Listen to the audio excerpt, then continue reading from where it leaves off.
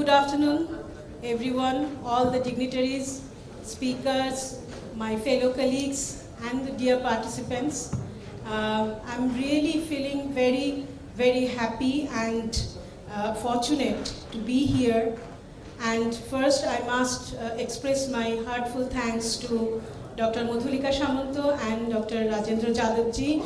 So, for inviting me, for providing me with this opportunity, whatever I know till this date, a little bit I can share with you in this auditorium. And as usual, after we are now at the fag end of the 2 days workshop, and since I'm doing with medieval period, so everywhere, in every occasion, every conferences and seminars, my turn is always at the end. And I really do enjoy that, because for the rest of the period I can enjoy listening to others. I can enrich myself also, as I did from this morning, listening to my colleague, the previous scholars. Let us all begin with since this is a workshop on documentation, and all of you are going through this, how to do documentation, what is documentation of different kind of objects and antiquities and other things like the locations and everything. So I have nothing more probably to add. But whatever, I think this is a very specialized field which I have been entrusted with, that is the documentation of medieval coins. I should mention that these days, even study of medieval archaeology and the other things on medieval, it's very, very much in a borderline. So I would like to focus on the medieval specifically and the coins, particularly coins. I'm sorry to say I have no students with me nowadays who is working on these medieval coins. So that is, and that's why when Madhulika asked me that, Sutapa, you have to do with the documentation of Islamic coins and medieval coins, I was really, really very happy that at least I could share something, whatever I have done for last almost 30 years, more than 30 years or so. Okay, can we go to, I can operate it myself, no? Fine. So,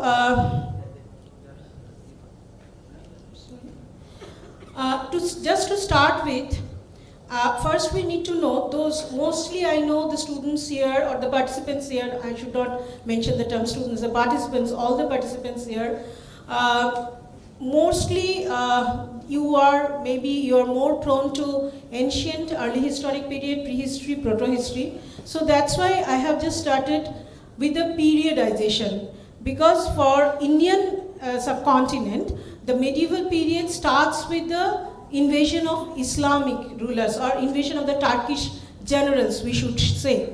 And it is as an administrator, of course, and that starts from fag end of 12th century and early 13th century. So basically I have taken the entire period of 13th to 18th century. That means we can end up to the Great Mughal, 1707, that can be the, and after that even Islamic coins were in circulation, in regular circulation, even from Bengal itself. Shah Alam's coin from Murshidabad Mint, that continued till the British period also. But I have excluded that part. Secondly, we just need to know that Bengal, since we are here concerned about the Eastern India, and specifically the entire region was dominated by the term quote-unquote Bengal, as Shushmita very rightly said, that there was no such Bengal kind of thing. There are several geographical regions throughout the area, that is West Bengal, present-day West Bengal, Bangladesh, parts of Kamruk, parts of Assam, and North Bihar, etc. We will see, we'll have a look at the map also. So this region, it was under the Turkish leadership as soon as the continent came under the leadership of the Turkish rulers. That is, when Kutubuddin Aybak, you all must have known, you must have heard about him, when Kutubuddin Aybak started in Delhi, when Kutubuddin Aybak came in the power in Delhi, almost at the same time, there's another very ambitious Turkish general Ikhtiaruddin Muhammad Bakhtiar Khilji. I repeat, Ikhtiaruddin Muhammad Bakhtiar Khilji, because ekhono porjonto till today, many of the books it says Ikhtiaruddin Muhammad bin Bakhtiar Khilji, which changes the meaning of the identification. Bin is the son of. So that's why I just like to mention all these nitty-gritties, but these are very important so far as the medieval study is concerned. And that gentleman, he was very ambitious. He came to Bengal, and you all know, maybe you all know about the famous story that he came with the 17 horse riders, suddenly attacked the capital, not the capital, the religious capital of the last Sena ruler, Lakhan Sena, which was somewhere around Navadip, Nadia, that is still disputed. We couldn't locate it for certain. Whatever. So he came there, and it was a very sudden attack. But it was during the daytime when the Bengalis having a kind of siesta after their heavy lunch. So, and people were not surprised to see those horse riders, the group of horse riders, 17, 18 or so. This is actually from the account of Tabaqat-i Nasiri, Minhaj Siraj written. There are very few records about this medieval period. Is always very unfortunate. There is not much record also so far as Bengal is concerned and the Eastern India is concerned, so to say. So that's why they were not very surprised. Probably, as we have seen from the early historic period seals, the horse used to be imported in this part of the area. So people were not surprised to see when a group of people coming with the horses. They thought they must be the horse sailors. They didn't understand. That may be the case. I'm not very sure. Well, apart from the story. However, so it was 1205. There are several debates about the first attack, and as I have already mentioned, that this period does not have a good written history or chronicles. People generally say what to do in medieval period. Everything is known. Everything is written. No, it is not. Several things are there which are not written at all, and especially in case of Bengal, it is not. Unfortunately, it is not. In case of Delhi, in case of Deccan, yes, we have lots and hundreds of written materials. But in case of Bengal, we are not at all fortunate. But we are fortunate in other way to have hundreds and thousands of coins and hundreds of stone inscriptions. Before the Turkish people came, during the Pala Shena period and the earlier period, Gupta period also, we have copper plate grant or charter. We have those type of inscription. Even in Deccan also the Sangam inscriptions are there.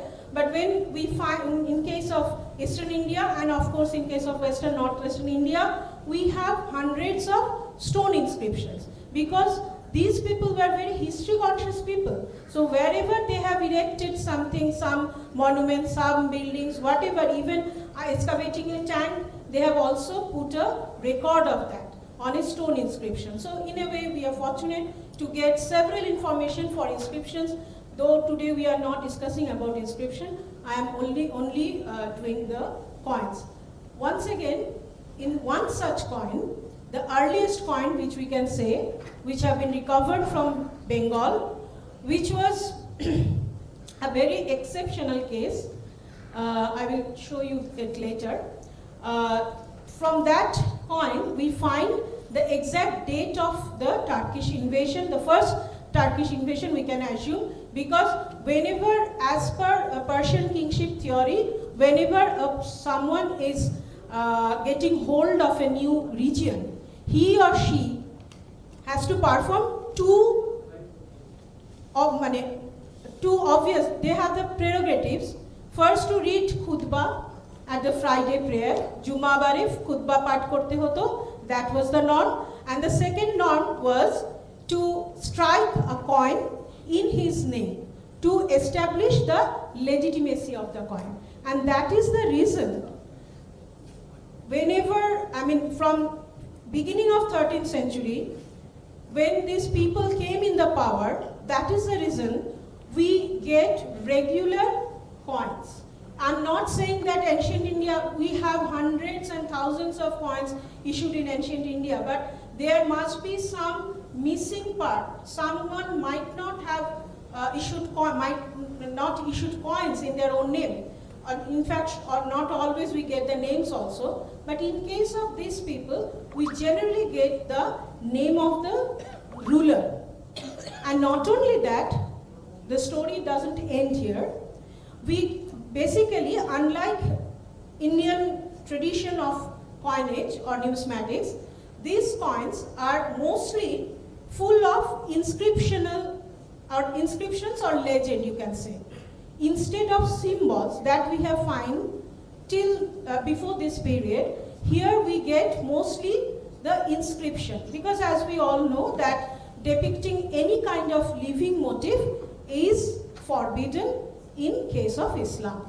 But we have several examples of exception, be it in the world of Islam, in the center part of the Islam, in the Central Asian countries, in Turkey, Anatolia, and Central Asia, be it in India. We have several exceptions that we can find in case of coins. And these things proves the rule, that we all know that exception proves the rule. And sometimes, of course, they had to adopt the local tradition. That is a very normal and common practice, that whenever you are in a new place or a new country and you are issuing a coin, and of course you are issuing the coin to circulate among the entire mass of the country, if not the common mass, the traders, the business partners of the other countries. So that should be accepted by everyone. So radically we cannot change the type. One fine morning I cannot change the type. So for first few years, always you have to follow what type of coin that has been used and circulated earlier. And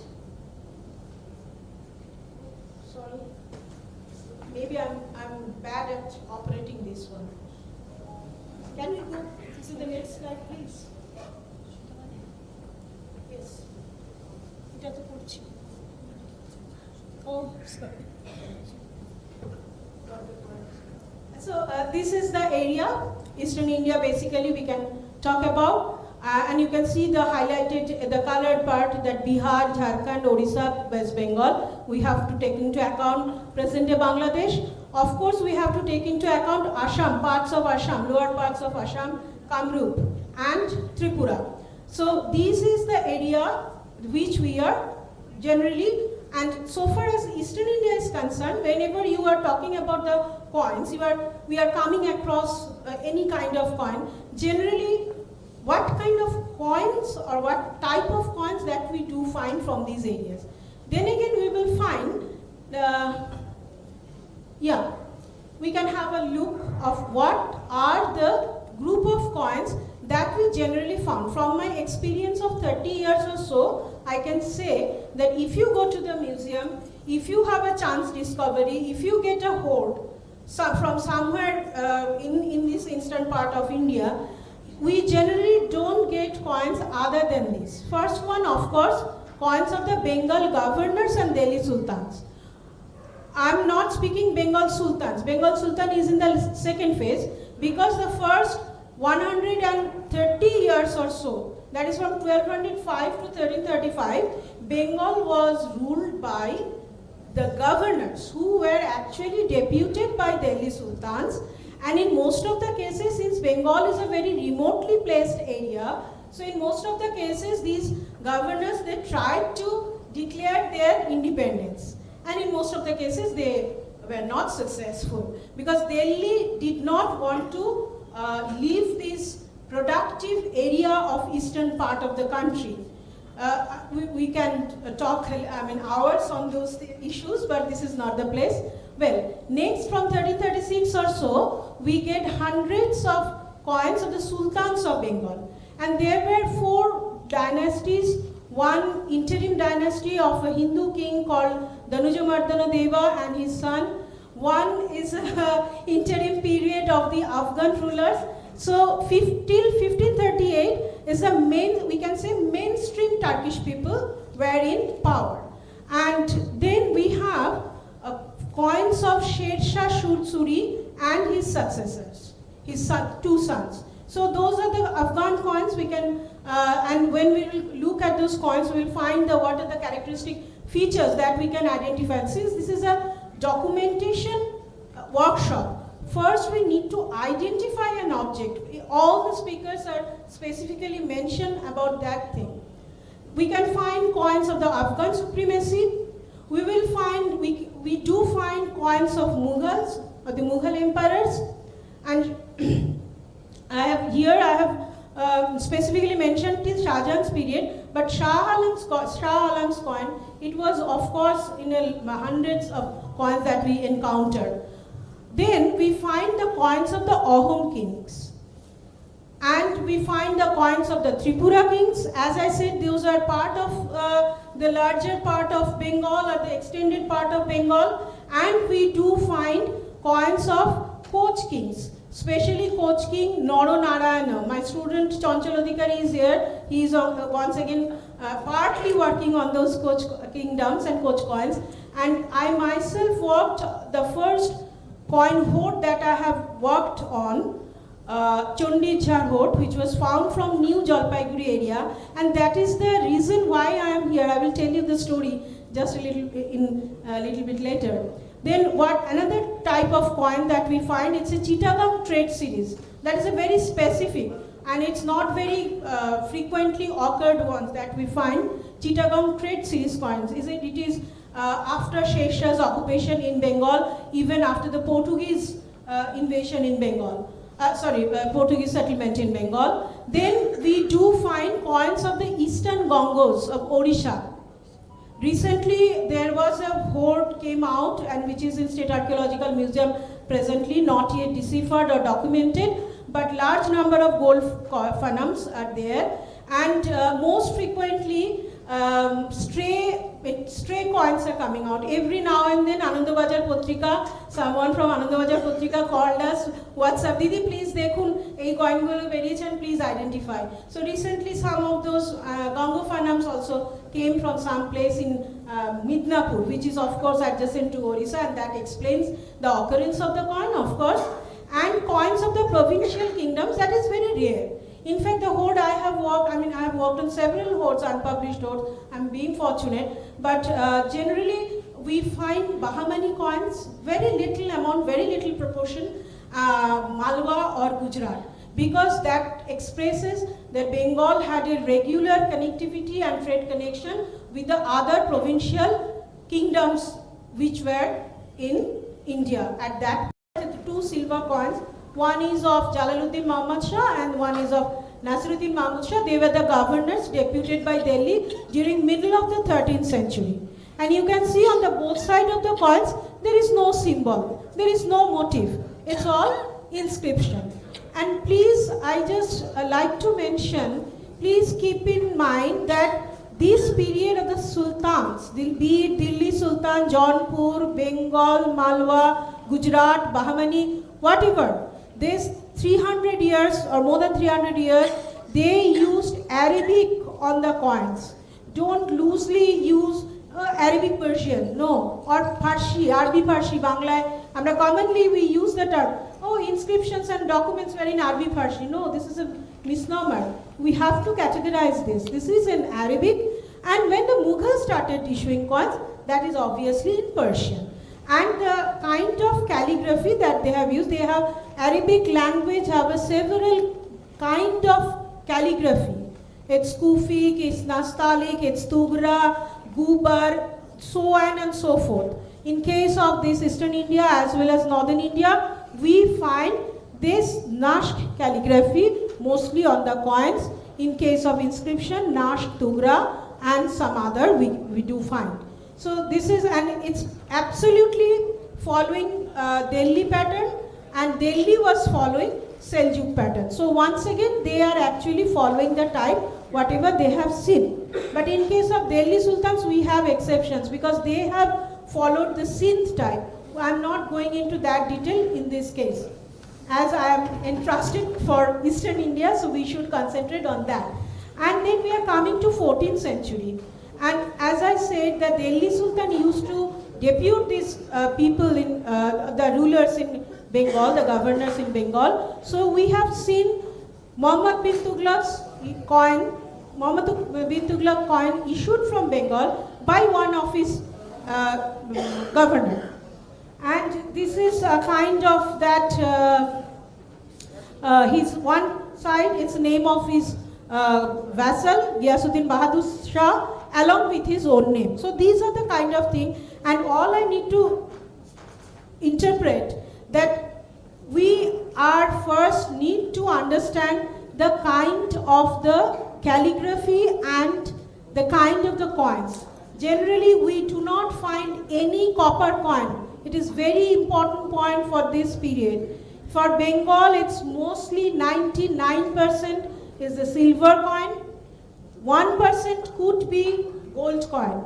Generally, gold coins were commemorative issues, so we find in very little number, less number, but there is no copper coin. Sometimes we came across with some copper coins. People used to come and show me whenever, in fact, when I was working in Gaur, I went to the field. There also people given me, Didi, please have a look. This is a copper coin of Sikandar Shah. And I thought, and I noticed that, I observed that it is actually a contemporary forgery. Inside it is copper, and over that there was a silver gilt. So even during those days, forgery was there. But actually there was no copper coin. Some of the coins have come, and those are all disputed. And there are hundreds of forgeries that are also coming. I should have put some forgery coins photograph here. That's a mistake I have done. And this is very typical of Bengal Sultan's coin. And here I must mention, I would like to mention something. Sorry. Ekhane pointer ache, there is pointer. Yes, yes.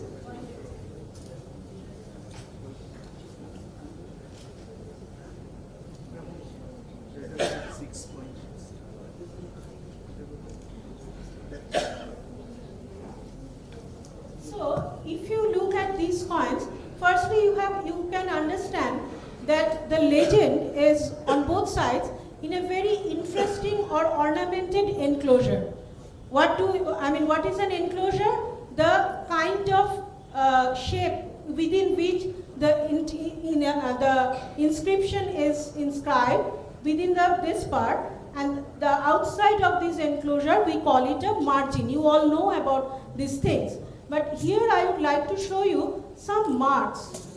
It's a dagger mark, it's a kind of bee, machir moto dekhte. There is a mark on conch shell mark, different kind of mark, and could be, these are the gilt mark for authentication. And for the, sometimes they used to reuse the coins, so authentication marks and the trade guilds, their marks was important. And here, how documentation is important and how careful documentation is important, I just like to share the story.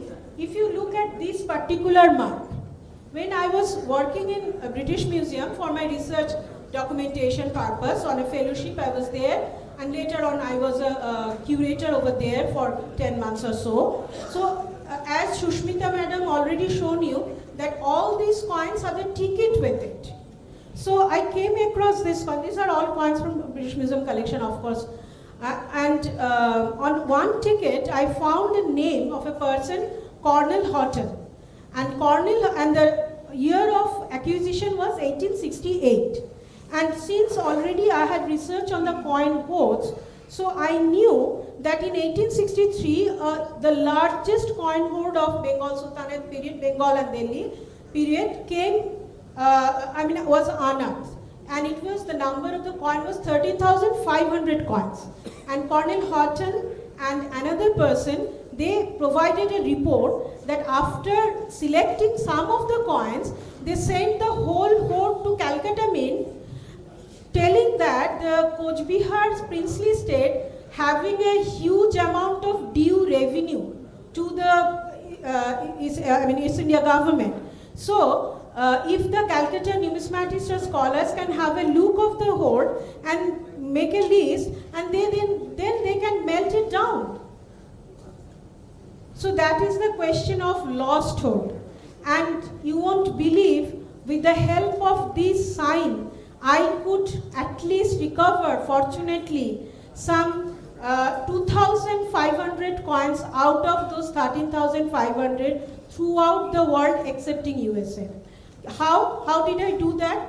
With the help of this little sign, this B mark, and the ticket where I found the name of Cornell Houghton, I asked the keeper of the museum that please can you show me the accession register, and they are very liberal and very honest about it. They have shown me the accession register. I found that 68 coins came from Cornell Houghton, who was the district collector of Kuch Bihar at the point of the discovery, and gave a report, published a report in Asiatic Society of Bengal, Proceedings of Asiatic Society of Bengal. I found another 55 coins with ticket having a name of Cornell Guthrie. Cornell Guthrie was a private collector. He was a Bengal engineer, and he collected some 1,000 coins from this hoard. That we came to know from a report provided by Babu Rajendra Lala Mitro when he was invited from Asiatic Society to the Calcutta Mint, Her Majesty's Calcutta Mint at that point of time in 1866, to prepare a list of that. There Rajendra Lala Mitro has prepared a list.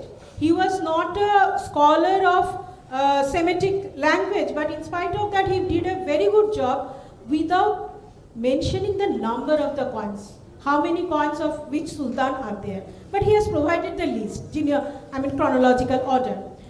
And we do not. And he also worked for Cornell Guthrie, who asked him to select some 1,000 coins for him. He bought those coins. So Cornell Guthrie's coin. So I knew that Cornell Guthrie bought some 1,000 coins out of 13,500. These stories were there. These links were there with me. Then I asked them that this Cornell Guthrie and all of these people went back to England after their service was over in India and sold this to British Museum. And maybe and in some other museums also, in Cambridge Fitzwilliam Museum, in Oxford Ashmolean Museum, I found some. So with the help of this tiny little mark, I asked once again. At that point of time, Joe Creep, the famous numismatist, you must have known about him, that is this a coin from Kuch Bihar hoard? He said, how do you know? And because these people are associated with Kuch Bihar hoard discovery. He said, yes, of course, you are right. And John Dale, the author of Living Without Silver, John Dale by that time already worked on 376 coins which are preserved in Bodo Museum in Berlin. So he contacted me with John Dale. I talked to John Dale. He said, yes, Sutapa, I did it long time back. If you'd like to have the photographs of those coins, because that time the Bodo Museum in Berlin was closed for renovation. So if you would like to have those coins, I can send it to you. And in 1 week's time, I got a big packet of 376 black and white photograph with all those coins, obverse and reverse of all those coins, which were sold by Cornell Guthrie in Berlin Museum. In the not only Berlin Museum, there are several other museums, but Bodo Museum got the major share. And we have the document of that also, that with 5,000 pounds or so, he sold all his collection, and out of which this Kuch Bihar hoard was there. And while coming back in India, I was working in several other museums.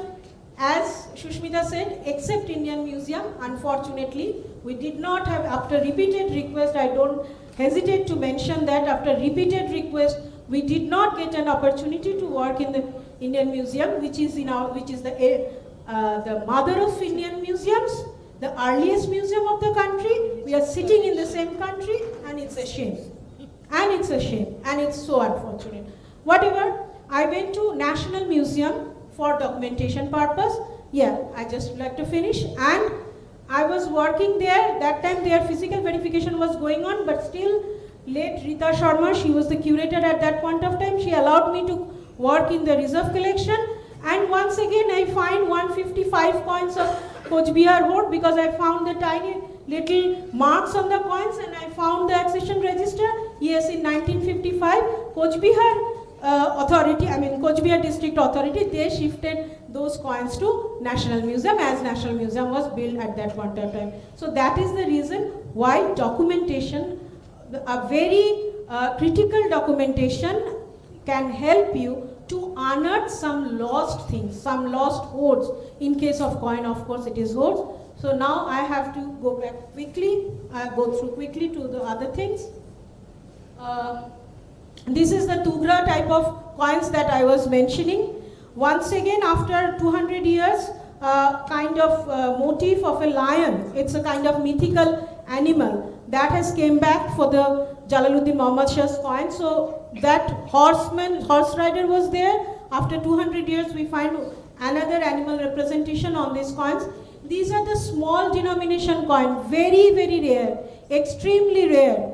Generally, we don't find. For Bengal Sultan, generally we have one unit or one tanka. It is called tanka, and two tanka, three tanka is very rare. And these are 1/4, 1/8, 1/16. Even we can go up to 1/62nd division of a single tanka, and very light in weight. This is once again the tradition of Afghan coins, where we do find coins of bilingual. You can read in the lower part of the coin, even on the other part, on the reverse side, there is, in Nagari it is written Sri Bahadur Shahi or Sri Daud Shahi. So even if you are not acquainted, or even if you can't read Arabic, you can at least identify the coins with the help of this language. So these are the types that just I would like to show. These are the Mughal coins, and here, of course, on the first part is Arabic. One side is Kalma, and the other side is the emperor's name, and it's obviously very, wonderful calligraphy with Nash. Sorry, but in the third one, change in language and script. The Nastaliq came into existence, and after that we always find this Nastaliq. It can be of different shape. I have excluded the Shaharuki. It's a very hexagonal and very beautiful shape of Akbar's coin. What are the other the provincial rulers who actually issued coins after the Bengal Sultans, and sometime during the last phase of Bengal Sultan? You can see the coins of the Ahom kings, coins of the Tripura kings, and coins of the Koch kings. And all are in Proto-Bengali. Am I right, Shushmita? All are in Proto-Bengali script. So it's not very difficult, those who are Bengali, especially for them, it's not difficult to identify the name of the ruler. Generally, they have followed the pattern of the Islamic coins. One side should be your religious invocation, and the other side should be the name of the ruler. And one very important thing that I forgot to mention, why these Islamic coins are so important in case of reconstructing history, be it political history, be it monetary history. I did myself work on monetary history, because all these coins, in 95% cases, we find name of the mint, where the coin was minted, and the year when the coin was issued. In initial phase, the year was written in words. After 100 years or so, they have started to write in digits, and it's very easy to identify, believe me, because whatever we write these days, 1, 2, 3, 4, that's Arabic numeral in a bit transformed way. So it's very easy. And this is the Ganga Phanums, very tiny little. You can see the weight is 0.47 gram, even less than 5.5 grams. If there is a fan around, it will fly away. So these are also quite frequently occurred in case of, in Bengal and its surrounding areas. In case of Eastern India, we have to remember these special features, just a recapitulation. So silver and gold coin is known as dinar and dirham in first phases. Then it is, generally we call it tanka, sikka. In case of Delhi Sultan, we got the copper coin, which is called fulus. Mohar is the gold coin. And paisa, paisa is the term introduced by Sheshashuri. I'm sure all of you know that the paisa is the copper coins of that period, and the rupee, the term rupaya, these two terms was coined by Shershah. So in that way it is also very important, of course, and hundreds of mints were there during the time of Shershah. And for Bengal we find the highest number of mint is 20 to 22, and it's all on the map I have shown you. It's all around this entire area of Eastern India. And technique for manufacturing all those coins are, of course, die struck technique and nothing else, which we are still continuing these days in our mints. Language and script I have already mentioned, so I'm skipping this. Metrology, it's very important. Generally, Bengal Sultanate coin, if you get this kind of coin with the Arabic script, you can't decipher. If you weigh it, it is very particular. They were very particular about weight. It's 10.6 to 10.8 grams, which was enhanced by Shershah to up to 11 grams during his time. Just I'm talking about the 1 unit of tanka, 1 unit of the money. Documentation of coins at different location, we all know. Firstly, at the site of excavation or exploration, if you find something, the chance discovery, in most of the cases, the hoards are chance discovery while digging earth for the building purpose or digging earth for the cultivation or something like that. We get the reports of this hoard discovery, but unfortunately these days it's really difficult to get any information after a hoard is being recovered. These are the apparatus I think one must have whenever you are going for a visit to any place, and especially the vernier caliper, magnifying glass, and a digital weighing scale of up to 100 grams weight. That should be the case, and if it is good if you have a laptop, otherwise you can do it manually. I tried to show you the pro forma which I developed some 28 years back, so which was really helpful for me. Later on, of course, I have developed something, and I recorded all the coins in the museums I have visited all over India and abroad with this manual format, because at that point of time we did not have this Word Excel facility. But of course, since I did this documentation very carefully, I could put them in the and this is a kind of pro forma for hoard documentation. If you find a hoard, I myself worked on 8 to 10 unpublished hoard, and I have analyzed more than 60 hoards which were published since 1843 till I started my work. So there were large number of, as she said, that a sculpture without context doesn't mean anything. So do I say that a coin without a context doesn't say anything, except this is obverse, reverse, this legend and that legend. That does not speak about history anymore. So we have to look forward, and we have to look for the hoards. Wherever you find any information of unearthing of a hoard, just rush there. Try to bang on the authorities that I need to see the hoards. And I myself worked in several police stations. Lastly, I have worked in Raiganj police station in 2019. They have found the hoards and they kept in the Raiganj police station. I made the basic and primary documentation over there, requested the authority to take those hoard take that hoard to Balurghat Museum, and later on they have done that. So these are very important, and it can create enormous amount of information that can reconstruct the history. Can we just go for the Excel sheet just a minute?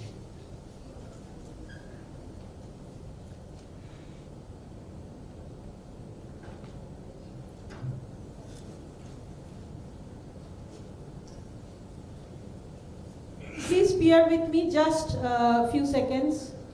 Maybe open for the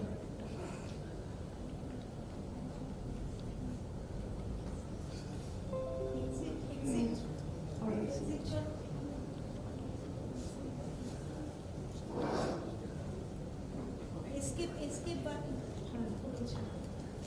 Just a minute, please. I just would like to show you just one example that what kind of Excel sheet can be prepared and what kind of data, the graph, and so many I mean, it's a wealth of information that, yes. So this is the actual, one of the Excel sheets that I have worked upon. So you can see that starting from accession number to, and it can be extended to anything. As Shushmita mentioned, both of us worked on the World Coin project for Marlin,